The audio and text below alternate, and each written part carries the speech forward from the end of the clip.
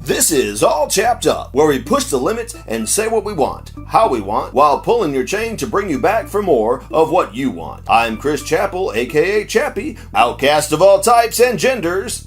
Welcome to Chappie Hour.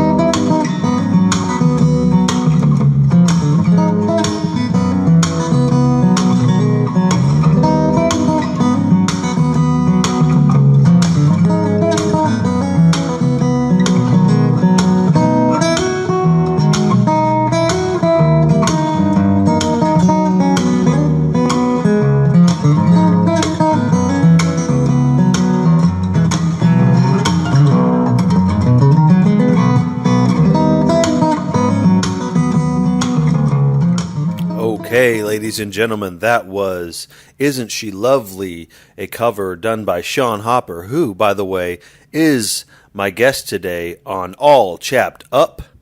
Here we go. What's going on today, Sean? You doing all right, bud? I'm good, man. Just out walking my neighborhood right now down here in Florida. Just getting some vitamin D from the sun. Just enjoying my day. Nice.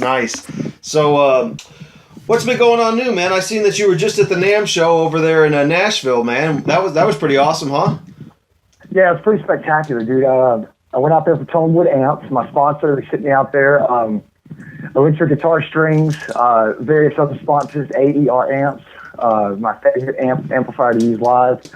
Yeah, they sent us out there. I got to meet several spectacular musicians and jam. I got to meet Jeff Coffin from Dave Matthews Band. I got to play for Victor Wooten a little bit from Bela Fleck of the Flecktones. I ran into Johnny Highland, like wicked badass blues chicken. Oh yeah, hell yeah. He's just a monster, man. He's so good. So yeah, it was a lot of fun, man. Just walking around meeting all these genius minds of their instrument, you know. And before that, I was doing some touring out in Texas, playing a theater circuit for my agent. Okay. And yeah, the Clarion Theater in south of Houston.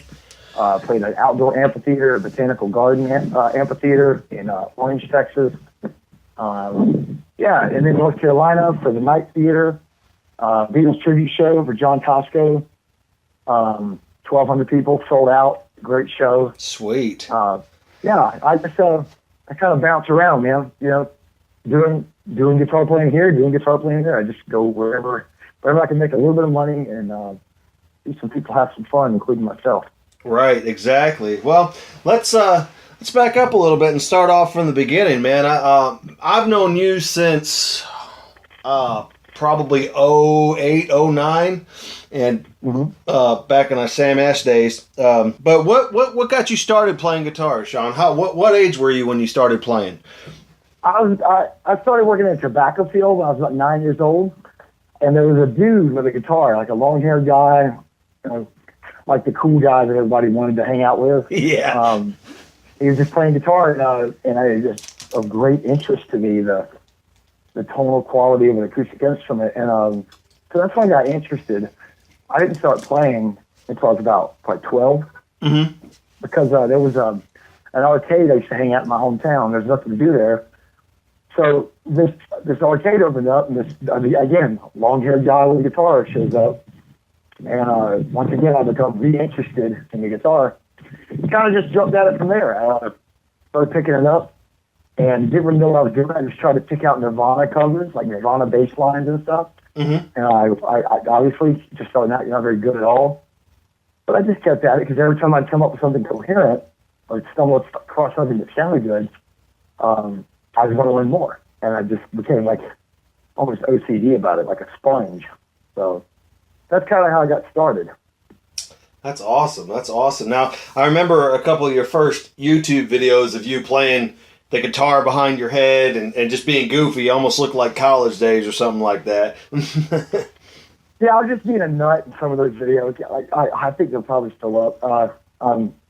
Just being silly, not really doing anything special, just playing some single note lines and, Right.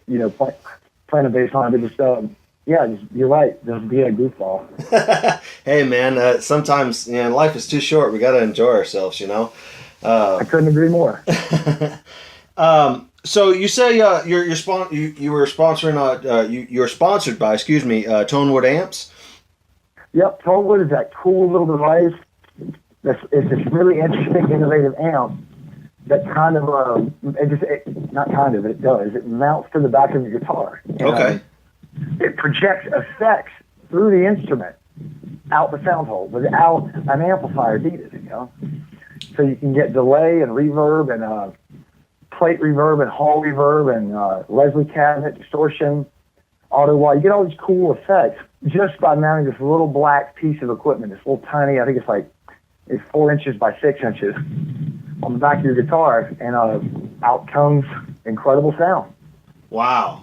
Now, is there a video or something that, like, say somebody, that is maybe only been playing cars for like maybe 5-6 years, but like wants to know more about it and see it exactly? I mean, your description sounds great, but maybe just the average player won't know what that does. He could actually go to maybe their website or something, and there's an example of. Oh, sure. Okay. Sure. Yeah. They go online, just type in Tonewood amp. You're going to come across hundreds and hundreds of videos of people demonstrating this product, because this company is really good with their marketing. They're constantly putting out videos, content of different players, and I mean, gosh, man, they got so many endorsees now, and all very notable players. Right. Ben Lacey, Andy McKee, possibly Victor Wooten is going to start playing it. Mike Dawes plays them. Gosh, man, who else? Jake Allen. Just really phenomenal musicians with exquisite talent are using this little innovative piece of gear. Right. But the main key is that you don't have to be a professional guitar player to use it and make yourself sound better either. You could be beginner. Is that correct? You could be a beginner player and use it, and it would actually, enhance your sound. Is that correct? Sure, you could be in anything at any time. Yeah. And use it. If you know how to strum one chord, pop it on there and strum the one chord until you learn another one. And if you're just maestro virtuoso, go nuts. It doesn't really matter. It's kind of all relative. Mm-hmm. Very cool. Very cool. Now, what is your favorite? I guess I probably can't say that because you probably are. What guitar brand do you enjoy playing the most, as far as like comfortability, sound quality? What's your opinion there? Well, live, I would say Maton guitars, Maton. Okay. The same guitar Tommy Emmanuel uses. It's fantastic for live performance. A great pickup system. It just really cuts through the mix every string, especially for a fingerstyle player playing bass notes and melody at the same time. Mm-hmm. It's a very balanced guitar. Tonally, as far as like recording in a studio, I have a guitar made by a guy named Martin Beneteau. Okay. And Martin Beneteau is this phenomenal builder out of Canada. Okay. He makes all of Don Ross's guitars. Don Ross has been one of my favorite guitar players since 2001. Yeah. And he plays Beneteau guitars, and I have one. I have a Beneteau baritone fan fret made of Paduke, and it soars like the tone and the sustain of it. I've never really heard anything like it, but you could probably say that about a lot of handmade luthier guitars. Right. As far as playing live and making and recording in a studio and playing a house concert, I would say the Beneteau. Very cool indeed. Yeah. And don't worry, I'll edit all this dead air. No sweat, man. So for people that follow you but don't know a whole lot about your style of guitar playing, which is known as fingerstyle guitaring, they'll look at your videos, they'll see that you have, for a man, longer fingernails. Explain to the common viewer, our fans, why that is, for one, and maybe just kind of a rundown of exactly what fingerstyle guitar is. Well, basically, the nails are needed.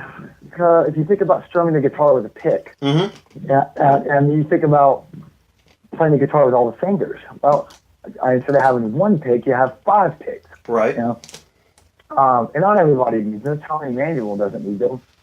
Tommy uses the pads of his fingers, and he gets just a dynamite tone, and he pulls off his chops like nobody I've ever seen. He's like the reigning king of fingerstyle guitar playing. Kind of pioneered it, taking it to another level. So yeah, the nails are just kind of needed for attack. That's why you have them on one hand and on the other. Right. Yeah, fingerstyle guitar, it's just what it sounds like. It's playing guitar with your fingers. Does it get any more simple than that? Right, exactly. Well, I mean, I have to ask. Like, I know what it is, sure. And you know what it is. But I mean, there's going to be people that listen to this podcast, and if we don't explain it, they'll be like, "What the hell's fingerstyle guitar, and what's the difference between that and just guitar playing?"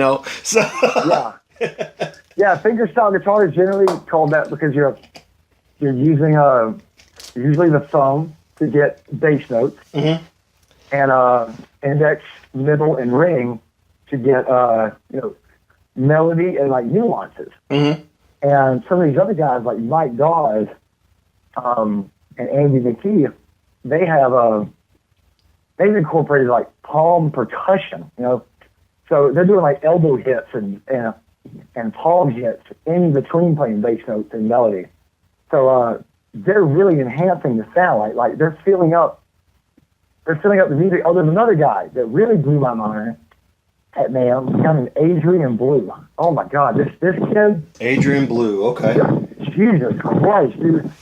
I mean, you would stand next to this guy while he's playing, and it would sound like, close your eyes and ask the person next to you how many instruments they hear, and it would sound like 5 or 6 people.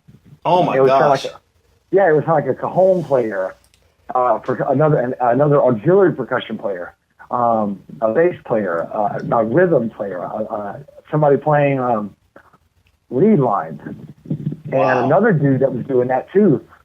That's on his own level. There's a guitar player out there that's just kind of like he's one of a kind. I've never really heard anybody play like this guy. His name is Ben Lacey. Ben Lacey's from Kentucky, and oh my gosh, man, just like look up the cover of YYZ by Rush, and he does the coolest grooves, like Stevie Wonder arrangements and Michael Jackson arrangements. He's got this crazy pop click style, and I call him like I think of him as like the sleight of hand guitar player. Right. Because you watch his hand and you hear all these sounds coming out, but like you'll hear the sounds, but you won't really see it match up with where the attack is coming from. You won't be able to really tell what hand is executing. Both hands are so active and like so. Basically, his nervous system is so synced up with what he's doing on the instrument. You can't tell where what sound is coming from, if the left hand or the right hand. But rest assured, it's all one guitar, one track, no loops, one guy doing everything, and it's absolutely sensational. I'm gonna check this guy out for sure, definitely. Yeah. Ben Lacey, got to be one of the most innovative players I've ever seen. Man, nice. Now, I remember a couple years back, what was it, 2 or 3 years maybe? You were playing at a NAMM show. You had your own little booth. I forget who you were sponsoring that year, but one of the coolest things ever, for me at least, because I'm a huge fan, happened to you, and that was you were playing Stevie Wonder on your guitar, and lo and behold, he comes up and starts listening to you. that was pretty amazing, wasn't it? That's probably one of your highlights of your life so far, wasn't it? Dude, that was wild. I couldn't believe that was happening. You know, it was pretty crazy because like just a month before that, I had opened for B.B. King for the first time. Mm-hmm. And then next thing you know, I'm playing for Stevie Wonder at this big convention center. And yeah, it was cool to get to hang with him, chat with him for a bit, you know, take a picture with him. You know, because he's a tough guy to get close to. So, yeah, that was yeah. You could see all of his security guards around him. That was cool. All them big black dudes. They were like, yeah, they weren't messing around, dude. So, yeah, it was a pretty memorable moment to be able to get to hang with him and just jam for him for a little bit. So, yeah, something that went down in the books for me. Yeah, absolutely. And I got to say, there's been a couple instances, where I've been playing out, and I've met somebody that's semi-famous. Never anybody like Stevie Wonder, but for me, I mean, I've been playing drums for 25, 26 years now, and I consider myself pretty advanced, just like you consider yourself pretty advanced at guitar. But like, I don't care how good you are at something. When you have somebody that is your idol, or somebody that you've looked up for a long time, and they're actually watching you perform your craft, you can't help but feel this giddy part in your stomach that makes you want to perform even better than you can already perform, because you want to make sure that you don't disappoint that person, Yep. So that was pretty cool, and you could actually see it if you ever. I think you still have the video on YouTube about that. But if you watch Sean Hopper's face when he comes up, you can see exactly what I'm talking about. That giddy feeling in the pit of Sean's stomach, and it's pretty incredible, man. Just to watch it and watch somebody go through that it's one thing that not a lot of people get to experience. Yeah, I loved it, man. It was just a true, authentic, visceral response of how excited I was to actually get that opportunity. So. And who knows, maybe we'll have it again one day. I don't know. That would be awesome, man. I kind of just take life as it comes, Speaking of B.B. King, off topic real quick, I was out there in Indiana when I was younger. God, I had to have been 22, 23, something like that. And I was a valet driver at the Marriott downtown. And they were playing the Indie Jazz Fest. B.B. King was. Well, he was staying at the hotel. Well, normally, anytime, a famous person stays in the hotel, they're very secretive about when they come back, because they don't want to get bombarded. Not B.B., man. B.B. walked out of that tour bus and come up, shaked all of our hands, sat there and bullshitted with us for a while. I mean, it was probably one of the coolest experiences of my life, because, I mean, as you know, B.B. was an amazing person. I mean, he was probably, one of the nicest guys, you'll ever meet, and definitely one of the most talented. But what was your experience with BB when you opened up for him and played with him? I mean, was it pretty much similar? You got kind of the same? Yeah, it was just that. He's just just a normal guy like everybody else. Yeah. Just another human being. Gets a lot of attention. But yeah, he's very gracious, and it was great to listen to a legend. To hang out, get to open for him, they get to hang out backstage. While a legend is on stage playing, epic blues music. So yeah, it was a cool experience. I got to hang out on his tour bus with him a couple times. Right.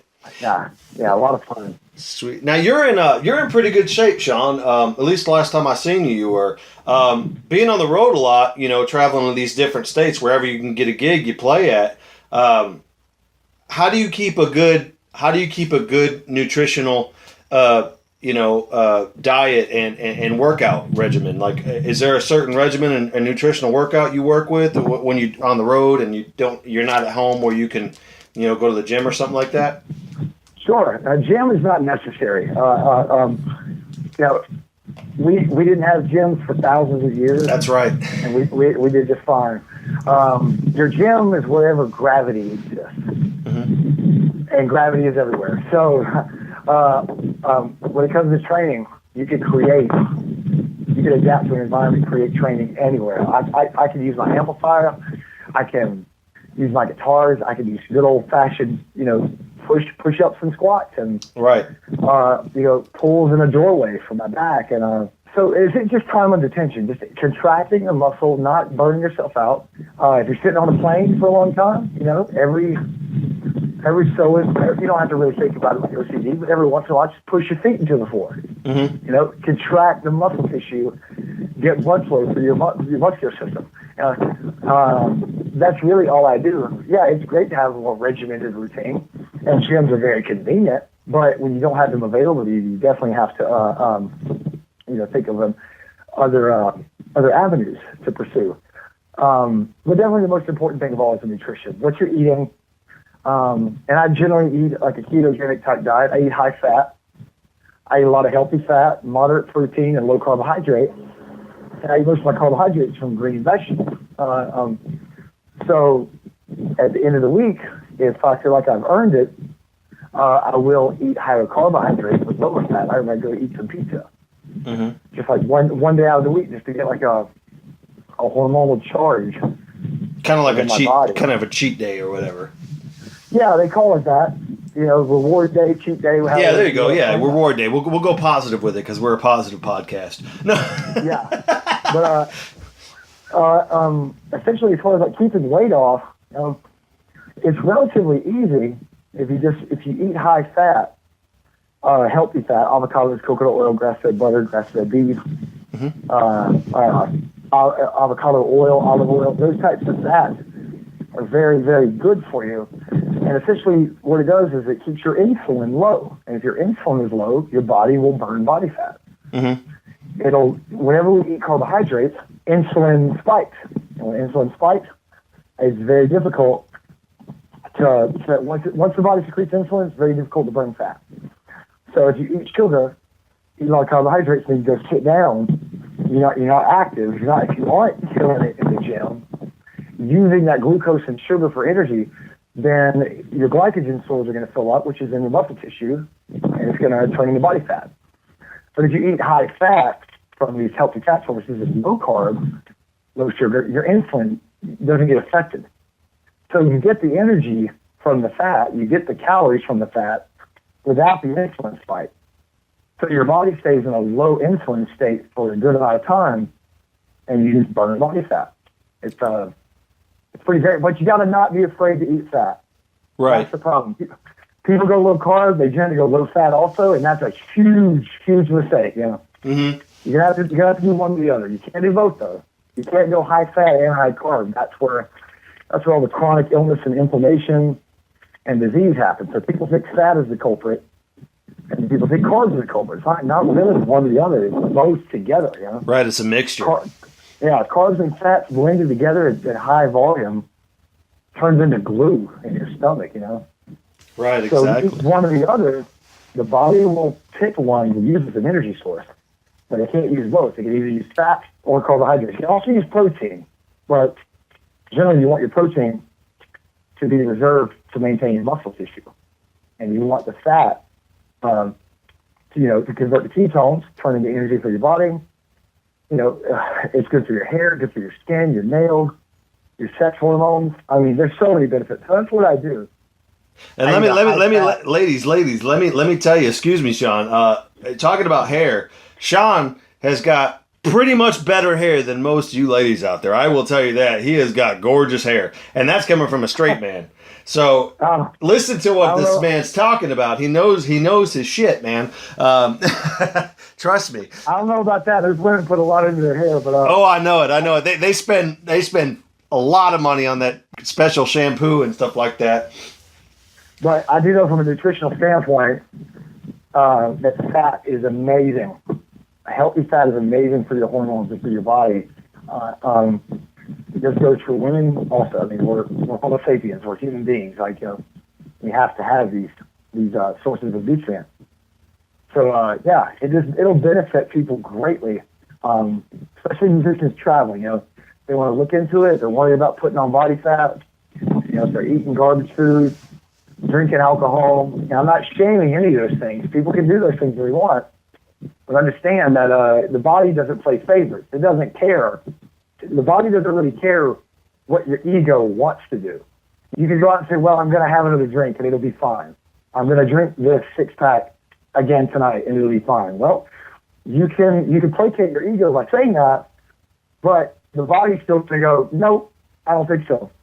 Because the liver just doesn't agree with it. The liver does not want alcohol. It just doesn't. So I tell people that, they're like, because they think I'm trying to shame drinking. Like, oh, you're just trying to keep me from drinking.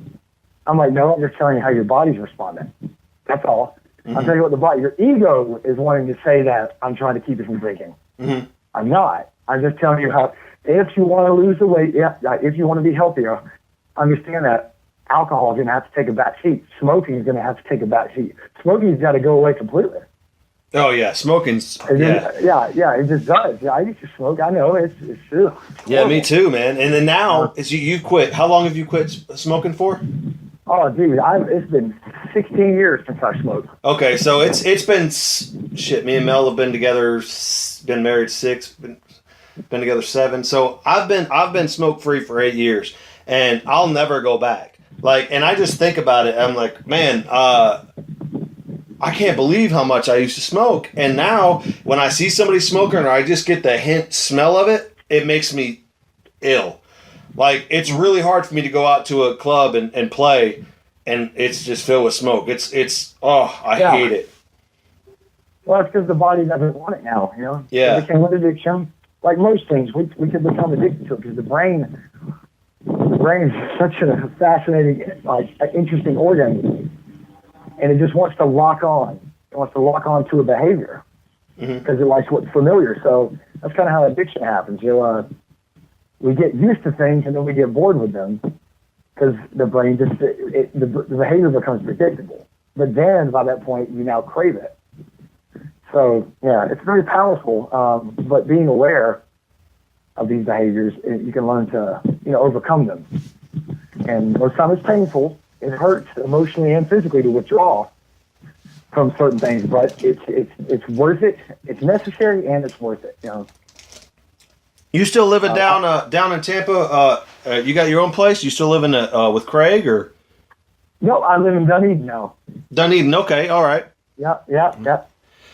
Well, I love it here. I'm gonna switch paces with you here, and I kind of like to do this. Like I said, and we've spoke about this before. I like to talk to people, on a people to people basis. Love people, people loving people, man, and we're real. And I kind of want to know, because I don't care who you are, unless you were born with a silver spoon and handed everything and never had a bad day in your life, which isn't you and it isn't me. You've been through shit. You've been through hard times. I just kind of want to know, has there been times since you've been, touring and stuff like that, but there's probably been times where you've had to, maybe sleep in your car or something. Have you ever had to deal with really rough times? Yeah. Okay. Sure. That happens with everybody. I've slept in my vehicle numerous times. I got a gun pulled on me one time. I've been robbed a couple times. Yeah, dude. We all go through stuff like that. To lesser or greater degrees, and even that is subjective. But if you can let it strengthen you can let it strengthen your character, or you can go into a victim mentality. And sadly, that's what a lot of people do. They go into victim mode and they say, well, this happened to me, so that's why I am this way. And they keep telling that same story over and over again. Or you can go, well, this happened. There's nothing I can do about it. Complaining is not going to do one damn thing. Mm-hmm. Anxiety or worry is not going to do anything. That's just, if people understood anxiety at its core, they would just understand that it's just part of the brain. The amygdala is lit up. That's what's happening. The amygdala gets hijacked, and an event keeps going over and over again on a loop, and it causes anxiety. Mm-hmm. But people take medication and realize they can do serious breathing techniques and stretching and yoga, and these things really release a lot of trauma from the body, calm the body down. That's another topic. But yeah, totally went through a lot of stuff that was not pleasurable, and but I learned a tremendous amount from it. I learned to, study the events, and learn to just really be more grateful that something worse didn't happen. I didn't get shot. Whenever people say, well, relationships and bad breakups, well, that's nothing new. That's nothing new under the sun. Everybody goes through that stuff, and it helps mold our character. And it's stimulating, actually, because otherwise you would feel dead, feel bored and dead. Like, you need something. You need something to challenge you with some negative energy so you can then appreciate the positivity through contrast. Mm-hmm. Because if you just have positive all the time, just nothing but positive, because bored. You really don't even know you have positive. Right. It's just unenergy you're feeling.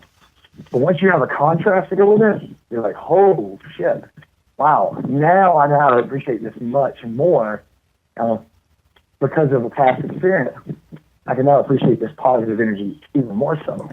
That's a perfect example, and I think that has a lot to do with, like, you bring up a great point. Like, today's society, right? We have a lot of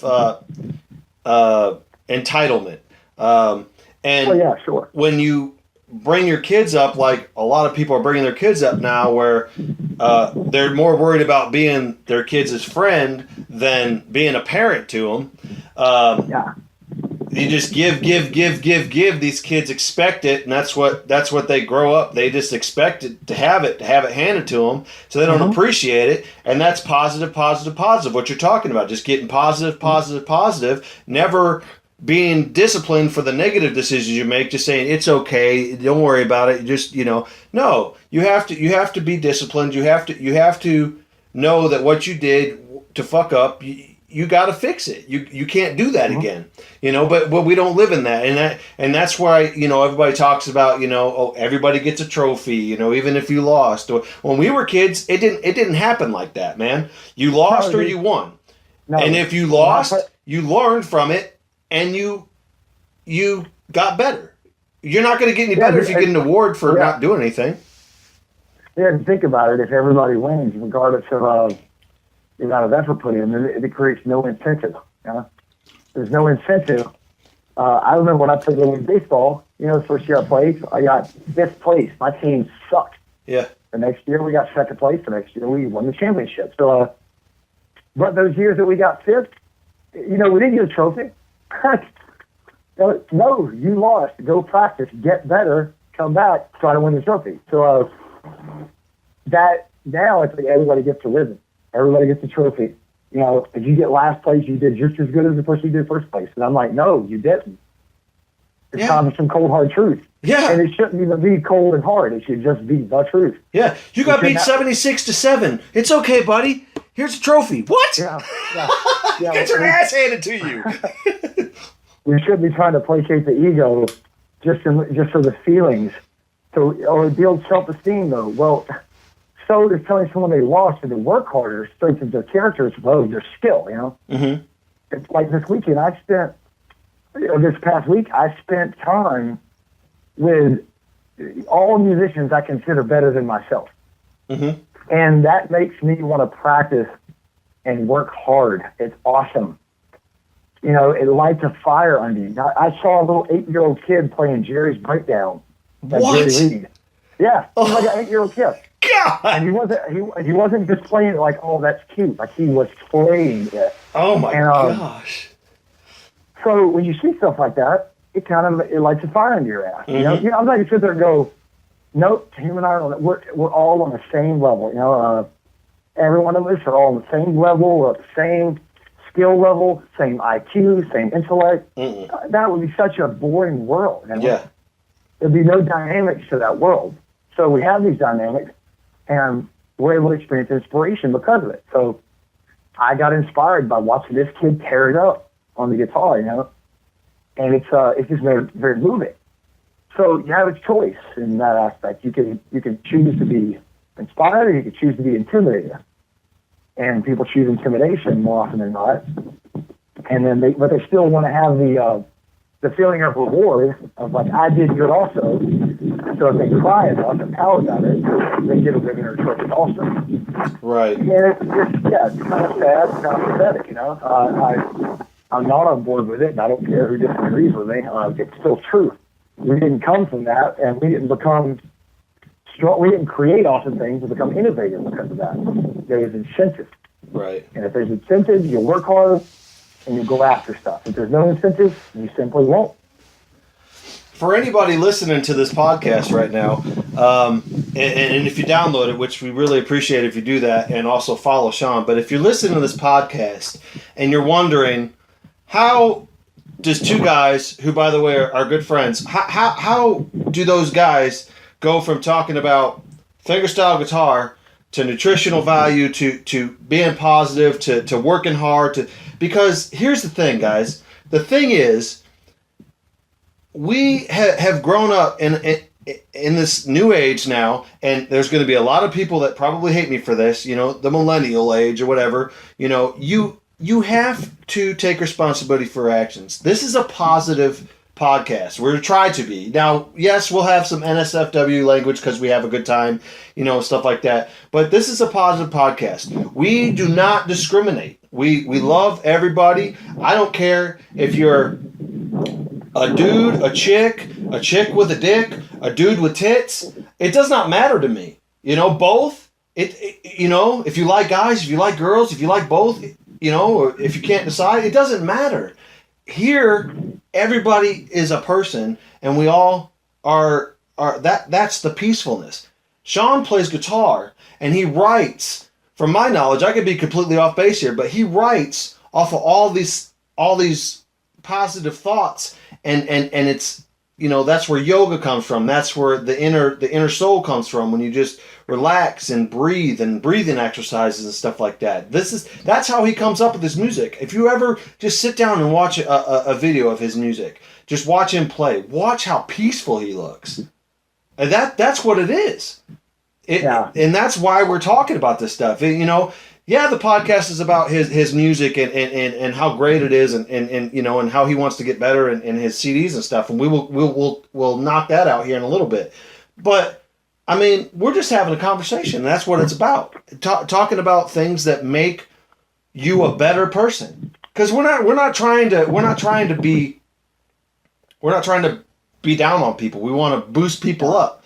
We got way too many people, you know, committing suicide a day. Way too many veterans killing themselves today. Hell, 2 hours ago, we just found out we lost Chester Bennington from Lincoln Park. Wow, are you serious? Yeah, he killed himself, man. Committed suicide. Shit, dude. Yeah. Oh my God, bro. Yeah. I didn't know that. Yeah, man. Just 2 hours ago, it was released all over. It's all over Twitter and everything, man. Oh my God, man. It's tragic. I know, it's absolutely tragic, and it's because, in my opinion, we don't have enough awareness of it. You know, you could hashtag suicide awareness. You could talk about it. We actually have to make actions. We have to live more positive life. Wow. You know, and yeah, man. I totally agree, bro. You know, it's like, I mean, I'll be honest with you. Everybody knows this is a veteran-owned podcast. Myself, I was in the U.S. Navy, and I've dealt with some really tough shit. Just like every veteran. I'm not here to make you feel sorry for me. I'm not here to have you slap me on the back and say, it's going to be okay. That's not what it's about. I'm just saying I have problems just like everybody else. And I've been down that road. I've been down that suicide road and had to use options. I didn't have, and when I was going down it, I didn't have the 1-800-VET suicide line, which, by the way, you know, talk about that. Get it out there, you know. Help these veterans, man. Let them know that we gotta start taking care of our people, man. Especially the ones that go overseas. I know I've kind of got off on a tangent here, but I mean, that's all good, man. You know, but you see what I'm saying though? It's really frustrating to me that this kind of stuff happens, and we're shocked, and it sucks, you know, because. Yeah. Chester was an amazing vocalist, an amazing musician, and now he's gone. So incredible. You know, we lost Robin Williams to suicide. We lost, you know, we lost just a couple months ago, Chris Cornell. You know, we need to get to the root of these problems. Why these musicians, why these famous people are, you know, feeling that it's just time to go. You know. Yeah. But on that same token, if you're doing numbers, you know, that's a small number of celebrities. This shit happens every day to just regular normal people that make a living wage because they feel like they can't any better. And there's just so much hate going on, so much. You know, that's what this is about. But we'll keep. I want to keep talking to you about some stuff. I'm sorry I gotten off on a tangent there, but I know that you feel the same way about all that stuff that I do. That's why I kind of shared that. But well, hey man, I don't want it. My phone's gonna call off because my battery's run down again. Okay. So I don't want to. I'm gonna leave you here in just a minute. I just want to let you know. All right, before we lose you, man. Hashtag Sean Hopper on Twitter. Check him out on Facebook. Where can they get your CDs at, or your music at, Sean? You can go Sean Hopper on iTunes. Sean Hopper on iTunes. Pick it up there. Download it. Support him. Check out his YouTube videos. Sean, I really appreciate you coming on today, man. You're more than welcome on the podcast anytime. If you're ever up in Tennessee, this area, come by and swing by the studio, man. We'd love to have you in the studio doing some live stuff, brother. Cool. All right, thank you so much for listening to All Chapped Up today with my guest, Sean Hopper. As we leave you, I'd like you to listen to one of his original songs, Paper Orchid.